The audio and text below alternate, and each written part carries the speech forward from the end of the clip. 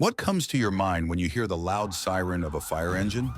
Well, if you're in America, you're probably imagining a massive red truck with chrome accents, air horns, and enough equipment to stock a small hardware store.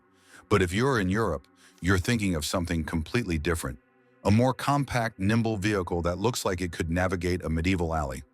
Today, we're diving deep into the fascinating world of fire engines and exploring why European and American fire trucks look and function so differently. The answer involves everything from city planning and history to engineering, philosophy, and firefighting tactics. Let's get started. The size difference. The most obvious difference between European and American fire engines is their size, and this isn't just a minor variation. We're talking about dramatically different vehicles. American fire engines are behemoths. A typical American pumper truck measures between 35 and 40 feet long, stands about 10 to 11 feet tall, and weighs anywhere from 40,000 to 60,000 pounds when fully loaded. The iconic American ladder truck can stretch over 40 feet in length and tip the scales at 50,000 pounds or more. European fire engines, by contrast, are considerably smaller. A standard European pumper typically measures 20 to 26 feet in length, stands around 9 feet tall, and weighs between 26,000 and 35,000 pounds. Even European ladder trucks, called turntable ladders, are more compact than their American cousins. But why such a massive difference? The answer lies in the environments these vehicles were designed to navigate American cities, particularly those built after the automobile era, feature wide streets with generous turning radii. European cities tell a different story. Many European urban centers date back hundreds or even thousands of years. Streets were designed for horses, carts, and pedestrians, not 40-foot fire trucks. Narrow cobblestone streets, tight corners, and low-hanging archways are common features in historic European city centers. A massive American fire engine would simply get stuck trying to navigate these medieval streets. Design philosophy: function follows form. The size difference leads us to a fundamental split in design philosophy between European and American fire engines. American fire engines follow what we might call the mobile warehouse approach. The philosophy is to bring everything you might possibly need to the scene. American engines are equipped with extensive tool compartments, multiple attack lines, various foam systems, rescue equipment, ventilation fans, and sometimes even onboard generators. The idea is that firefighters should have every tool immediately available without needing to wait for support vehicles. This approach makes sense in the American context. Many American fire departments cover vast suburban and rural areas where the nearest fire station might be 15 or 20 minutes away. When you arrive at a scene, you need to be completely self-sufficient. European fire engines take a different approach. What we might call tactical efficiency. European engines carry essential equipment but rely more heavily on specialized support vehicles that follow the initial response unit. The first engine on scene is designed to get there quickly and begin operations immediately, with additional resources arriving shortly after. This modular approach works well in Europe because population density is higher and fire stations are typically closer together. In many European cities, you're rarely more than a few minutes from the nearest fire station, so specialized vehicles can arrive quickly to provide additional resources. CAB design and crew capacity. Another striking difference is in cab design and crew capacity. American fire engines typically feature a cab-over design where the cab sits above or slightly ahead of the engine. These cabs are spacious, often seating 6 to 8 firefighters, and include extended crew areas behind the main cab for additional personnel. European fire engines more commonly use a conventional cab design similar to commercial trucks, with the engine located in front of the cab. European cabs typically seat 3 to 4 firefighters, with some models accommodating up to 6. The emphasis is on a smaller, more agile crew that can quickly deploy. The seating arrangements also differ. American fire engines often have rear-facing seats in enclosed crew areas, with firefighters donning their breathing apparatus while en route. European designs tend to favor forward-facing seats with integrated breathing apparatus holders, allowing firefighters to don their equipment while seated. Pump systems and water capacity. Both American and European fire engines are equipped with powerful pumps, but the specifications reveal interesting differences in firefighting strategy. American fire engines typically carry between 500 and 1,000 gallons of water in their onboard tanks. The pumps on American engines are powerful, with most rated between 1,250 and 2,000 gallons per minute. Some American engines feature pumps capable of flowing 3,000 gallons per minute or more. European fire engines generally carry less water on board, typically 400 to 800 liters, which converts to about 100 to 200 gallons. However, this isn't a limitation, but rather a different tactical approach. European firefighting doctrine emphasizes quickly connecting to municipal water supplies and using high-pressure hose systems that require less water volume to achieve effective fire suppression. European pumps are typically rated between 800 and 2,000 liters per minute, approximately 200 to 500 gallons per minute, but they operate at higher pressures. This high-pressure, lower-volume approach is more efficient for urban firefighting and reduces water damage to properties. Equipment and technology.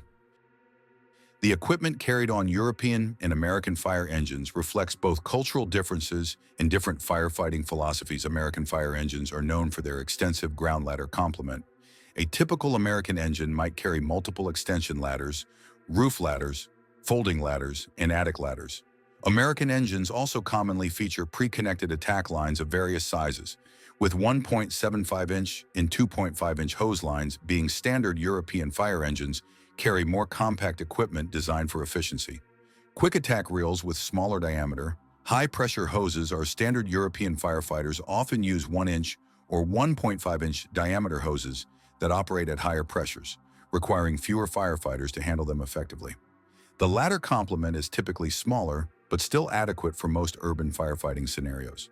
European engines often include sophisticated compressed air foam systems and integrated thermal imaging cameras.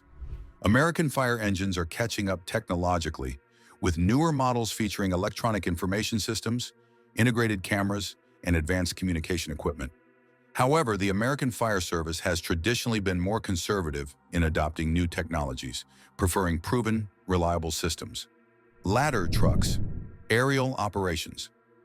The differences become even more pronounced when we look at aerial ladder trucks. American ladder trucks are impressive machines. The most common type is the tiller truck, which features a rear steering position that allows an operator to steer the back wheels independently, enabling the long vehicle to navigate tight turns. American ladder trucks typically extend between 75 and 100 feet, with some platform trucks reaching 135 feet or more. European turntable ladders are more compact.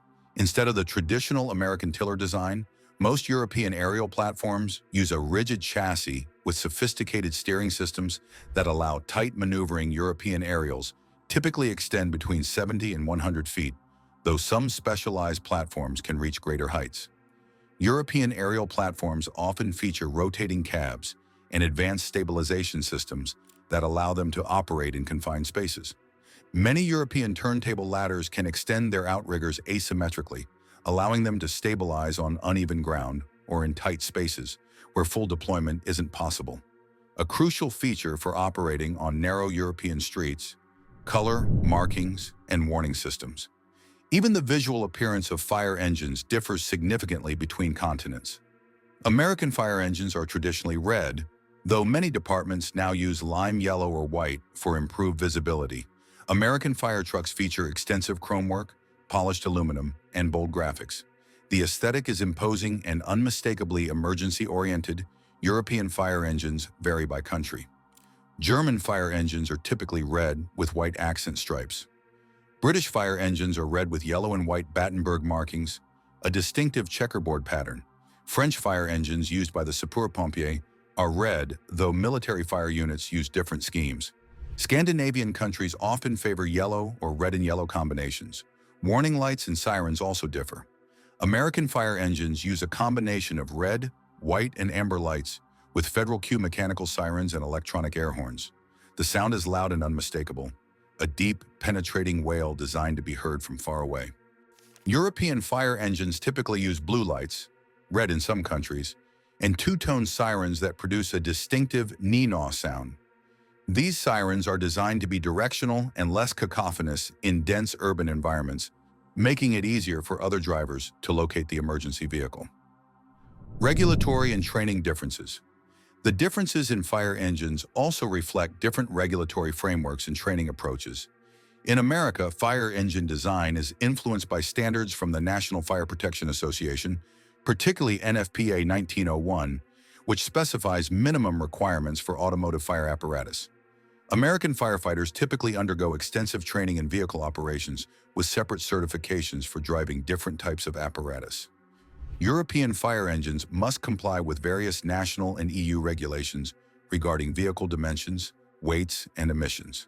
The European EN 1846 standard provides specifications for fire service vehicles, though individual countries maintain their own additional requirements. Training approaches differ as well. American firefighters often specialize, with dedicated engine companies and truck companies performing different tactical roles.